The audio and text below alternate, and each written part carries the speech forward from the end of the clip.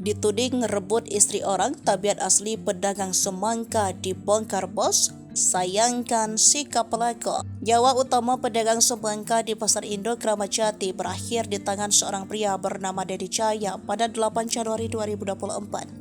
Dedi yang kini sudah diamankan polisi mengaku gelap mata karena korban menurutnya sudah merebut sang istri. Lantas, apakah benar tudingan Dedi tersebut? Tabiat asli Utomo semasa hidup akhirnya dibongkar oleh Sudarto 55 tahun.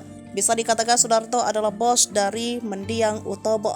Kios semangka tempat Utomo berjualan adalah milik Sudarto. Sudarto mengaku paham betul tabiat yang dimiliki Utomo lantaran sudah bekerja sama beberapa bulan lamanya. Mengutip Kompas.com, Sudarto menyebut Utomo semasa hidupnya tidak pernah memicu permasalahan ataupun konflik. Ia bekerja rajin dan ramah setiap kali melayani pembeli. Ia sudah bekerja di lapak semangka milik Sudarto 1 tahun lamanya. Sudarto mengaku tidak pernah dibuat kesulitan oleh Utomo. Bahkan ia juga tidak pernah menerima komplain dari para pelanggan yang terkait cara korban melayani mereka. Ia menduga Utomo selalu mengingat pesan yang disampaikan oleh bosnya saat ia mulai bekerja. Sudarto menyayangkan kejadian ini.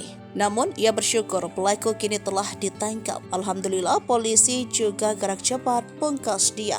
Sebelumnya kepada polisi, Dedi mengaku sakit hati terhadap Utomo. Ia menuding pria lansia tersebut sudah merebut istri Dedi. Hal tersebut diketahui Dedi setelah melihat chat istrinya dengan korban. Dedi kini telah ditetapkan sebagai tersangka kasus pembunuhan. Dia dijerat pasal 338 KUHP tentang pembunuhan dan atau pasal 351 ayat 3 tentang penganiayaan menyebabkan orang meninggal dunia.